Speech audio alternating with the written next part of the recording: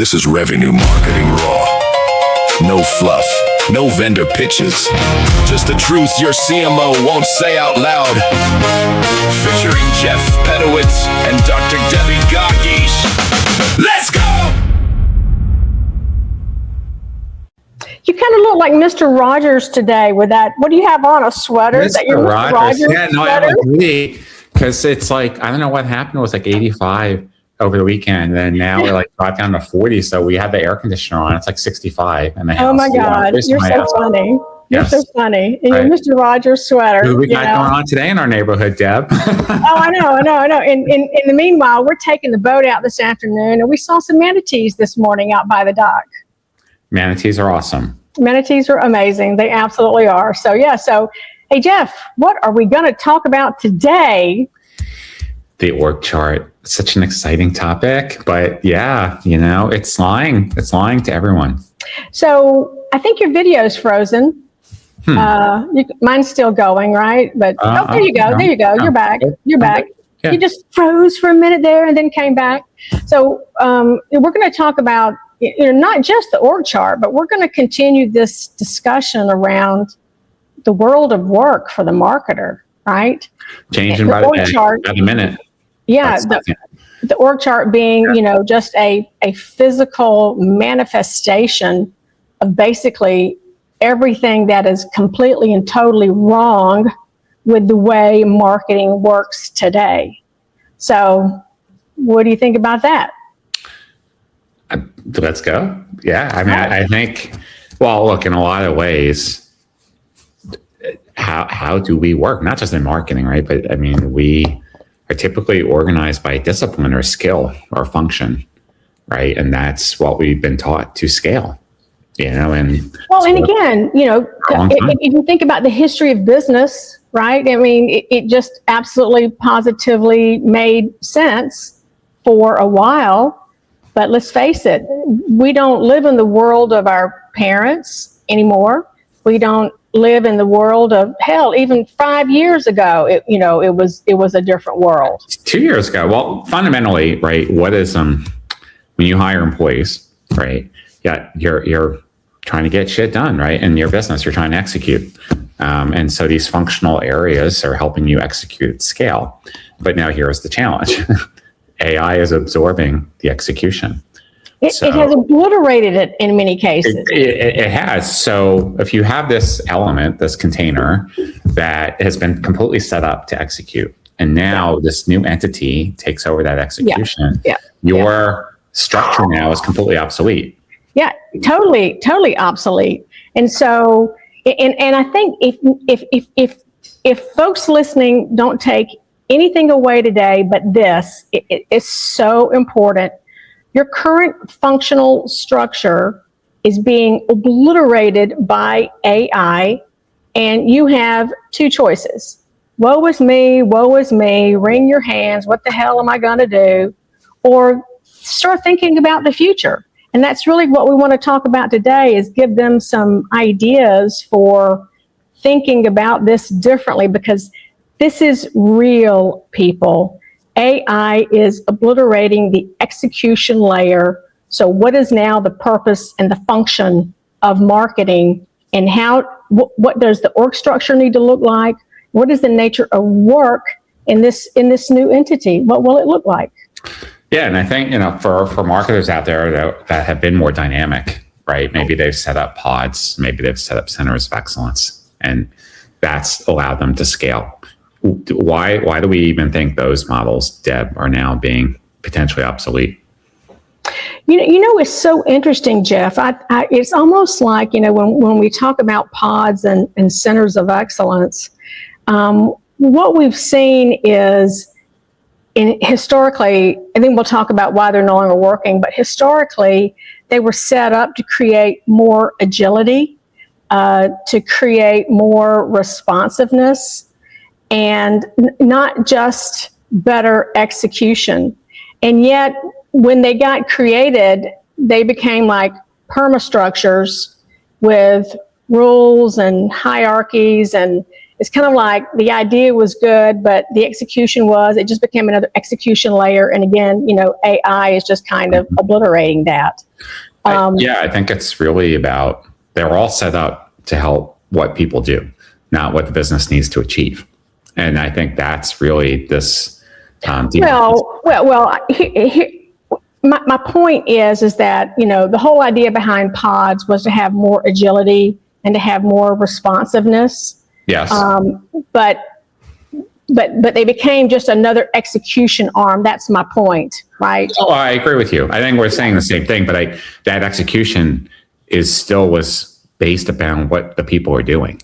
So it was still set up to give you agility and scale, but it was about the people scaling and being more agile and executing. Right. It wasn't specifically tied to an outcome. So that's what I think we're saying the same thing. Right. I think, but that now, whether you have 2 people on your team or 200, you've inherited this structural debt. Mm-hmm. Oh, it is structural debt, and it is deep. It is so part of the fabric of organizations. DNA, it's embedded like under your fingernails. It's in under your fingernails. It's in your DNA, and to get companies to think about reorganizing in the age of AI. Oh, baby, this is going to be so much fun to watch in the market. But we want to help our marketers, our B2B and our B2C marketers. We want to help our audience begin to get ahead of this and talk about it in such a way that they can begin to make those changes without having to blow everything up overnight, because things are going to blow up. Make no mistake about it. They are absolutely positively going to blow up. For sure. I think, though, we should talk a little bit more, like when we say structural debt, what does that mean? Like when it is in your DNA and under your fingernails? I love that. It's such a heavy negative word, and it's so true. So give us a good definition, Jeff. Well, and by the way, you are still frozen on my camera. Hopefully I'm not frozen out there. Okay, hopefully. Oh, there you go. I see you now. Okay. Maybe I just need to keep dancing. Yeah. I'm getting ready to wax prolific here, but I can't, I got to be moving. That's right. Let's talk about Well, I think we were just talking about orgs are built for a reason, to execute, right? But I think it's the gap that exists between what you were built to do and the work that actually needs to get done now. And so that gap then widens and compounds, just like technical debt does. So that's, to me, what structural debt is. It's the widening gap between how you were built to function and then what you actually need to do now. And especially if AI now is doing all these execution tasks, then fundamentally your business model and how you've been built completely needs to change. Yeah.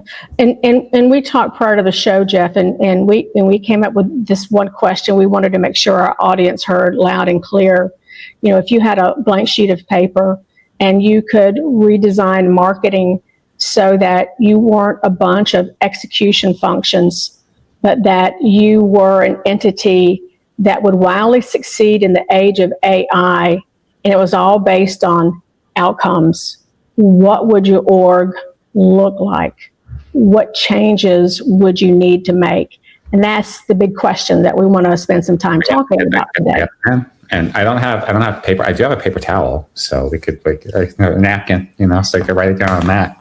Index cards. I have index cards. Hey, one of your best ideas ever happened on a cocktail napkin. Right? That's right. That's exactly right. That's exactly right. You got to use what you have, or just use your hand, people. Just write down right in your hand. So I mean, and we do have a white paper that we're working on that talks about these ideas. And again, it came from Jeff and I just riffing on what we're seeing, what's real in the market today, and naming what we're seeing. And so why don't we talk about, we talked about the structural debt, and it is absolutely positively true.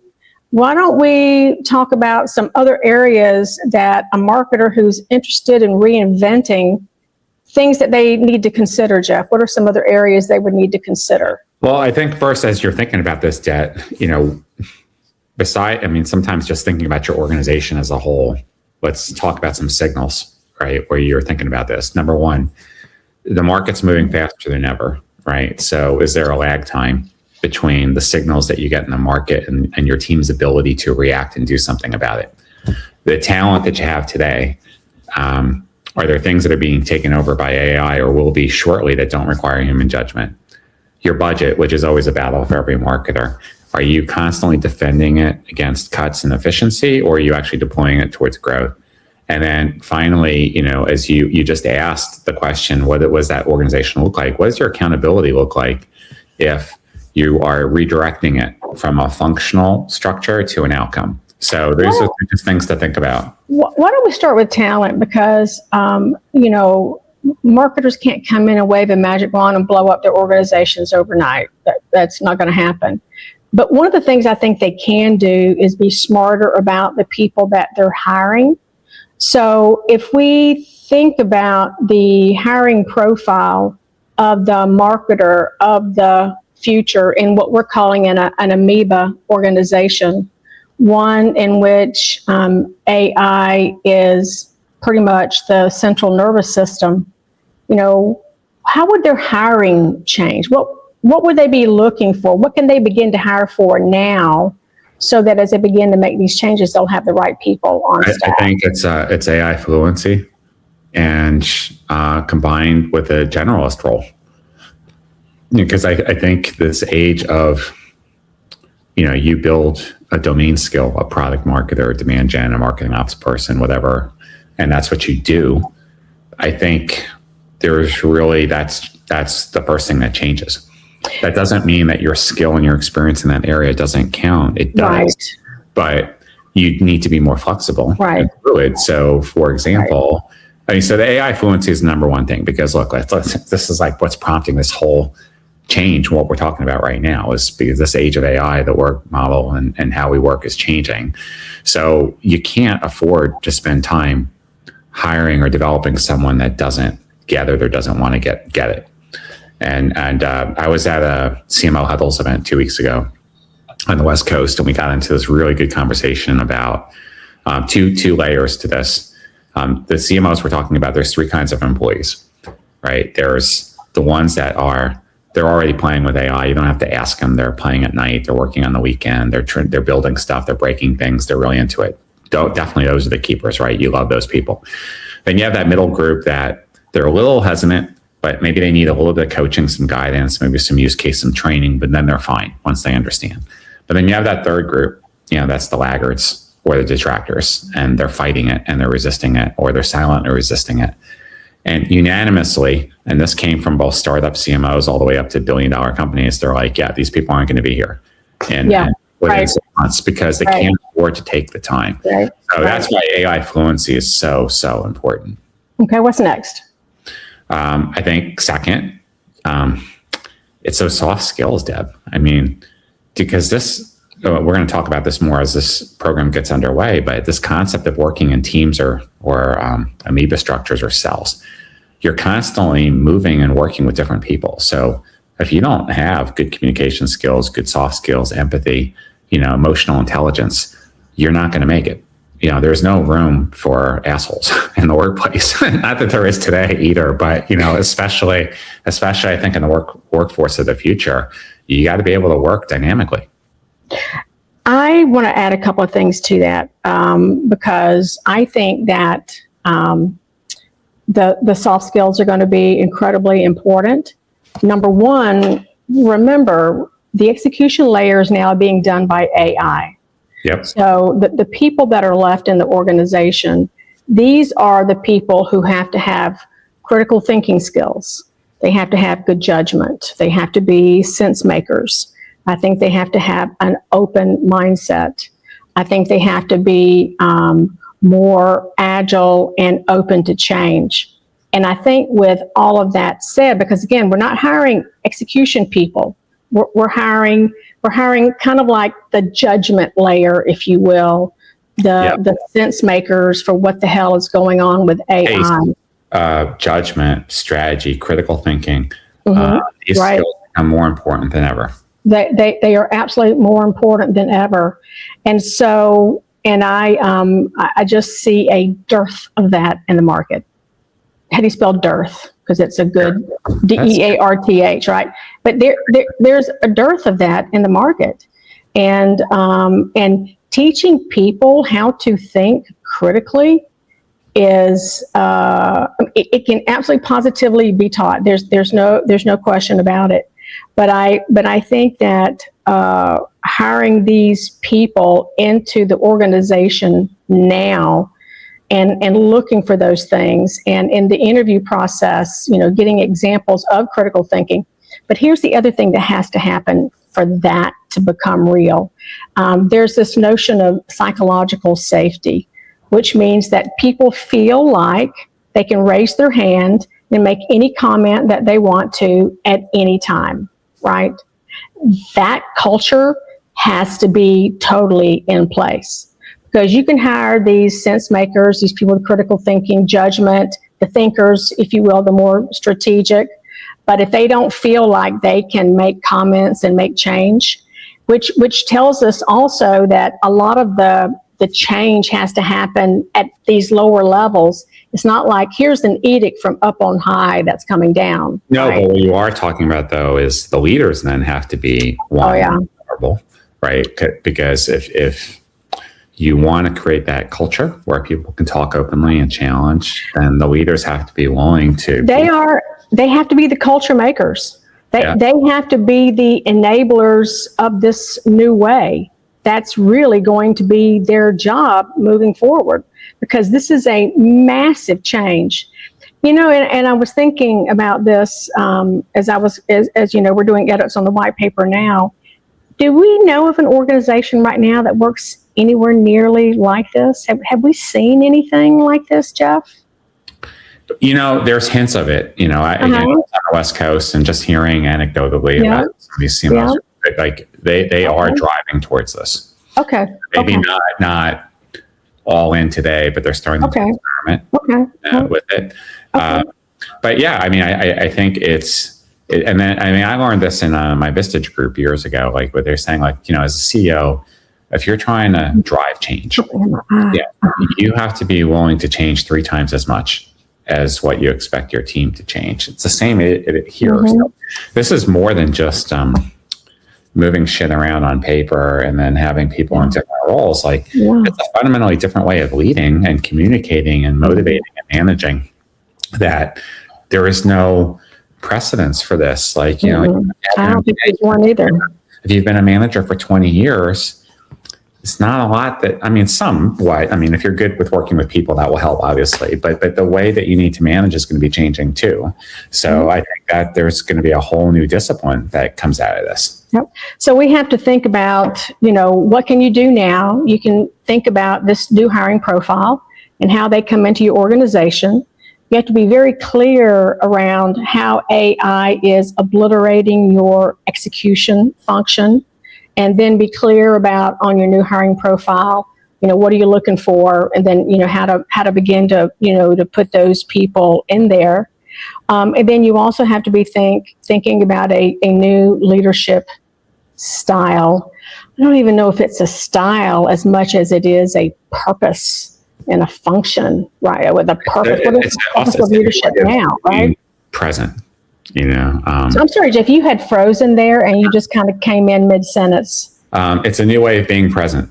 Yes. I do think it's a new way of being present.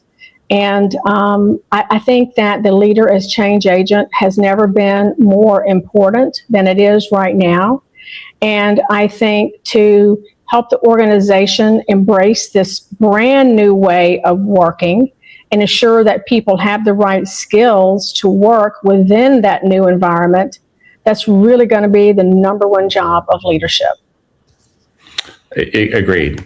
So I think let's spend a couple minutes talking about what we envision as this new model. I think we're loosely, I don't know if we're completely settled on it yet, but we're loosely calling it an amoeba because we thought the cell was a good metaphor. So we have the center of the cell, which is the nucleus. Because it's organic. It's organic. It's constantly changing, constantly responding to the environment. But yeah, first you have the center, right? The nucleus. But the nucleus in this case, it's not a person, place, or thing. a title or function, it's an outcome. So whether it's pipeline creation or a new go-to-market function or a product launch, right, or even an event, successful event, there's an outcome. And again, it can be the higher purpose of marketing too. Yes, it could. To help create shareholder value, right? That'd be the absolute highest, right? Yes, absolutely. It really could be just about anything, but it's outcome based. That's what I was going to say. As long as it's an outcome versus a function. So, because someone might say, "What are you talking about? I have a brand department today. I have product marketing today." Well, yes, as a function. We're talking here as an outcome. So, you want your brand awareness to grow from X to Y, right? Or you want to launch a product and gain your first 100 customers or something. That's what we're talking about, an outcome. And it could be something as simple as, and again, you and I, because we've been revenue marketing, up one side and down the other, that outcome could be, we want to contribute 40% to closed won business every single year, right? Yes. I mean, it could be as simple as something like that, but it is outcome based, and everything you do is outcome based. And the entire success of this new model is based upon whether or not you hit the outcome. That's right. So that's number one. Two, it's the membrane, right? So you have so if the center is the outcome, the membrane is the people. Yeah. So now you have that next layer that's coming around. Yeah, people moving in and out to hit the outcome, right? Coming through that membrane, right? It's fluid, right? It's fluid. That's exactly right. It's not permanent, right? The outcome stays. The outcome stays, yes. But today, for example, Deb, you could be the content expert on outcome one, and then you move into the other team and you're leading the team, or maybe you're the AI architect or you're the demand gen person or whatever, something. So you're contributing different components depending upon what's needed of you and what that outcome needs. So you're not just a single entity delivering the same thing every time, right? The skills that a person brings into the membrane to work with a team on the outcome is also variable. Yes, and whether you have one person on your team, obviously, it's kind of hard to find a former group of one, but as you get a bigger team, the next one's flex capacity. So maybe you need an extra contractor, or you pull in someone from an extra department, like an SEO specialist, something like that. You flex up, you flex back down. So similar concept to how you might use contractors today, but again, this more focused on getting to the outcome. And there are standards once they've come through the membrane and you've got these entities focused on the outcome, then they've got a standard way of working successfully together. It could be time bound, it could be, it could be all kinds of things, but there are just standards to that. Like there's different chemical reactions that work and that don't, but this was just a standard, but it's always flexible, it's always morphing, and it's always changing, growing, shrinking, moving, adapting. And then the fourth layer is the AI layer, but very different. I'm sorry, we've got our so let's start over. We've got our nucleus. Our membrane. Flex capacity. The flex capacity is what we just talked about, right? And the AI layer. And then the AI layer, which is kind of like our glasses through which we view everything, right? Yes, but here's a big difference, because today, we know, and we've talked about marketers being big early adopters of AI, but they're using it as a tool. Right? What we're talking about here is AI becomes something more. It's the nervous system. It's a connective tissue. It's what you're using to connect the different outcomes and pods and cells together, right? You're sharing intelligence back and forth. You're managing performance. You're predicting different outcomes. That's fundamentally a much higher use of AI than just using it to build a prompt or write an email or create a piece of content. So do you think the AI layer, is it a nervous system? Is it the operating system? I think a nervous system is the way to talk about it, Deb. Okay, alrighty. So those are really the four major things, right? Those are the components of it. And then so let's get back to that CMO or the VP of marketing. And we talked about some of the other aspects of leadership and how you have to change your style. I think now, today, a CMO is more of an administrator, right? You're managing a bunch of different capabilities and functions. You manage budgets, you resolve conflicts, you justify headcount. I think going You're a leader of execution excellence. Perfect. Yeah. I think the word that we've been playing around with is architect, because you are building and designing future state outcomes.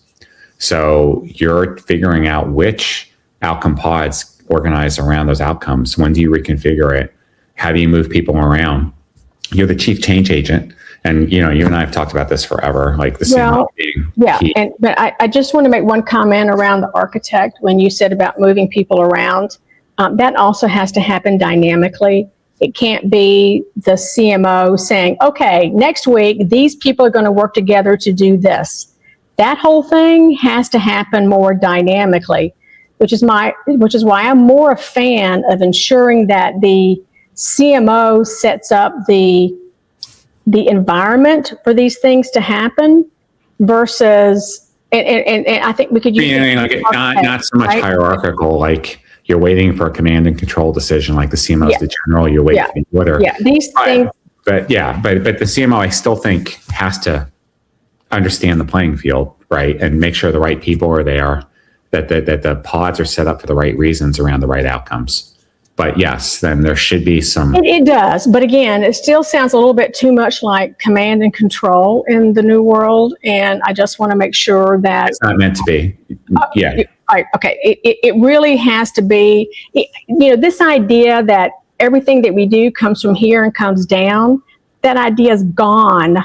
The ideas of what needs to happen and how is generating as a result of this happening at this level. That's the point I want to make. And so the CMO ensuring that environment is set up, that's you're the architect of the environment. Architect. Right. You are the chief change agent, but now you're also the chief AI strategist. I think that marketing should and needs to lead every major tech transition for the company going into the future, because businesses are set up to grow. Revenue marketing was always about driving that growth. So to me, this is the natural extension of that. So in that role, let's talk about so you said the chief AI strategist for the company, Jeff? Yeah. So what would that role entail? I think you're identifying all the various aspects that the company needs to grow, and you're figuring out how and where to enable AI to enable that growth. You're collaborating and encouraging the change with the other leaders. So not only are you the architect of marketing on these amoeba structures and pods and cells, but you're championing this across the organization. Yeah. The entire enterprise shifts and becomes much more fluid. And I do wish that could happen. And I will say this, the opportunity is there for the right CMO who wants to step up and lead that way. I do think the opportunity is absolutely there. I think that based on what we've seen, marketing is probably using AI and technology and all those things more than any other part of the organization. So I think it is an opportunity for the CMO. But as you know, how many will actually step up and lead that way? I would, question that. But I do think they have the opportunity. Well, look, I mean, the future always belongs to the bold, right? Yes, it does. You said it. Your opening comment was you can choose to say, boo hoo hoo and cry or do something about it. I think it's the same thing here, right? You're either going to step up and lead, or you're going to move on. I mean, I don't know if you watch The Pit at all, but it's a really good show. I watched that one. So it was like the last episode of season 2, and Dr. Robbie, who's like one of the stars, is trying to get one of his attendees to step up, and the attendee, it was a dangerous procedure, and then like Dr. Robbie's like, just doctor the fuck up, and do it. So I mean, I would say this here, and it applies, right? Like CMO the fuck up. Yeah. Get in there and go make it happen. Yeah. So and again, I think the opportunity is there. But I will say this, I do not want to underplay the amount of change to do this will be unprecedented, especially the older your organization is. There's happening no question anyway. about it. We're seeing the first wave, which really it's a knee-jerk reaction and wrong, but it happens in business anyway. Right now, boards, CEOs, investors just cut heads. Oracle just cut 30,000 people. Oh, yeah. Cut. AI can do the jobs. Okay. Great. You did that. Now what? You can't cut your way to the bottom, right? That's right. You got rid of it. Now you improve your efficiency. Now, how do you grow? Because, so you're not going to continue to be an organization and then just get rid of all your people. So you do at some point fundamentally start rethinking about how you're going to work, and not just in marketing, but across the company. But your point's well taken. But look, if we're going to get rid of functional departments in marketing, we can get rid of functional departments across the business, which means sales, marketing, customer service. Why do they have to be in 3 different departments? I mean, we've been talking about RevOps for 10 years. It has to do with legacy, power, egos, all those things. Yeah, exactly. But again, assumptions and models fade. Even they do. But Jeff, it's very difficult for them to go away because people are there. I mean, there's just I don't want to underestimate the change, but I will say is if you don't do it, you're going to blow up anyway. So get on board and start doing it, or just wait for the blow up. And it's going to be happening a hell of a lot faster than you think it's going to. Be a blockbuster, become obsolete. Pick your poison. So you're either going to go for it and drive the change and be here tomorrow to compete, or you're going to be on the street looking for a job because it's going to happen one way or the other. So what we're talking about here, though, is at least being the champions of that change and giving you tools and frameworks. But look, you and I, for 20 years, we've been arguing about CMO becoming relevant, getting a seat at the table and building board credibility. So if you can successfully pivot your model towards outcomes, that is in the fashion of revenue marketing. If you can work with your teams to get sales, marketing, customer success, and other relevant departments within a single unit, that's driving towards an outcome. And you get rid of the alignment issues. You can move faster and become more agile because your response times are moving at the speed of judgment, not at the speed of red tape. So I think there's another thing, and how long do you want to go today? I mean, we could talk on this for like another hour. You want to spend like another 20 minutes on this? Maybe another 8 or 10. I mean, I have a cup of coffee. I'm good to go. So we've done a couple of things, right? We've kind of given you our vision of the future, what's happening with AI, and as a result of that, how organization models and the world of work needs to change. We talked about, the structure that we kind of put this around, and you guys will see more about that in our white paper. We also talked about a couple of things that you could do. How could you, as a leader, begin to change, begin to think about and do things differently. We also talked about the kinds of people you might want to start hiring, right? But I want you folks who are listening or watching this to do 2 exercises, just 2 exercises.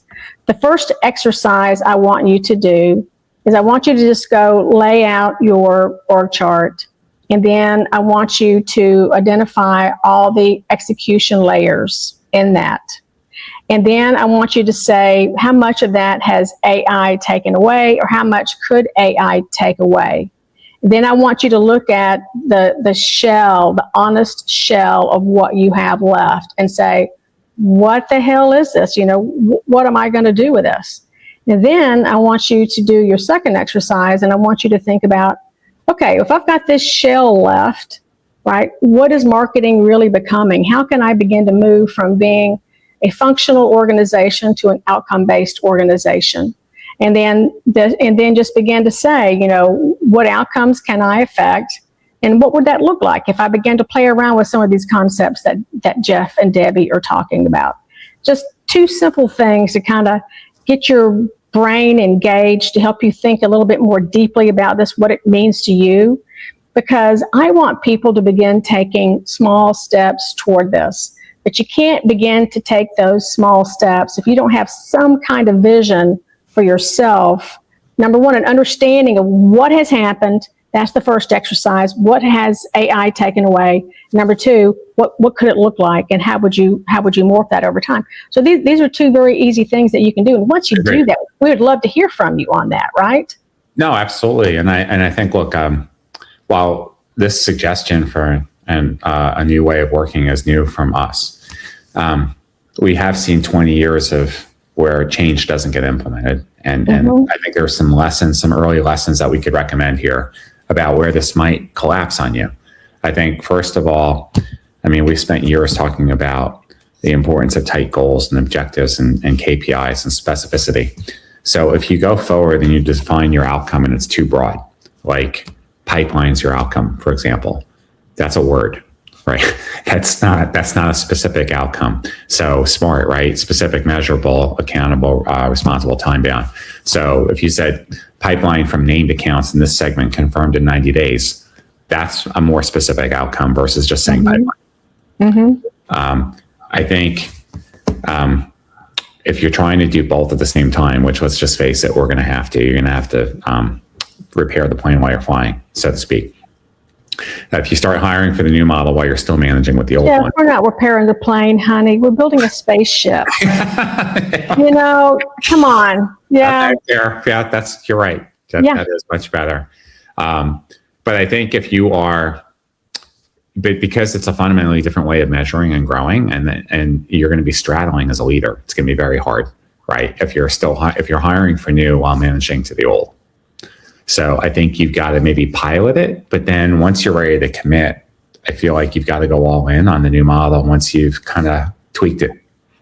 Yeah, and you're right. Find something to pilot, something small. And again, in the world of AI, if you're not allowing time for experimentation on stuff, you're not ever going to be caught up. It's just not going to happen. And you can do practical experimentation that actually does results. It's not just off in a lab being, non-impact driving or anything like that. Well, that's another mistake we always see with pilots. So who's available? Who can actually work on this? Well, if you're trying to actually prove something and drive change, you can't go on who's available. You need your best and brightest. You got to clear the field as a leader. No. John and Mary, I don't care. I'm going to take everything off their plate.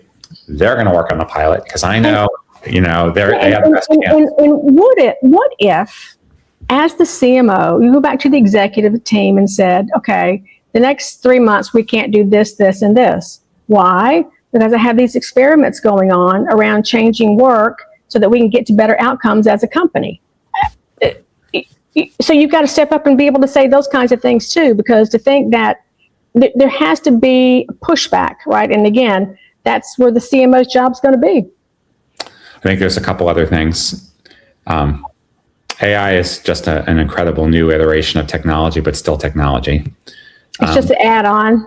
Well, if you can, no, that's what people think. Right, yes. But I think if you go into this, setting up this new model and just looking at AI as a tool versus AI as a nervous system, you're going to get a very different outcome. Completely and totally agree. So this is strategic use of technology, strategic use of AI to drive to a business outcome, not to just to fix a widget, right? Or to get something. I think also, look, when we're all under pressure, let's face it, habits are hard to develop and habits are hard to break. So you get going down and you're all excited and you get your team, rolling, and then the first crisis happens or something comes up and you revert back to however you've been managing your team, and functions for the last 15 or 20 years. That's what breaks the confidence of the team. You got to show them that you're truly committed. And there's so much change fatigue in corporate America right now, especially on marketing teams. I don't think there's any other team that has more change fatigue than marketers right now. And a feeling of helplessness and hopelessness and learned helplessness as a result of that. And as they say, hope is not a strategy either. So, nope. So yeah, we went deep today because this is a bit deep today. But what a great conversation. And I think it's something that if you're a real leader, if you're a CMO, hell, I don't care where you are in marketing. If you're not already thinking like this, you just got your head in the sand. Get your head out of the sand. Get your That's head out of right. your. That's right. That's right. And so, and again, Jeff and I will be covering off on a lot of these ideas in our upcoming white paper. It's in, we're doing some final edits now. And again, it is a very visionary piece, but it's where the world is going, and it's definitely where you need to go. Amen. Amen. All right. Till next time. Same bat time. Same bat channel. All right. Same time. See you later, Jeff. Bye, Jeff.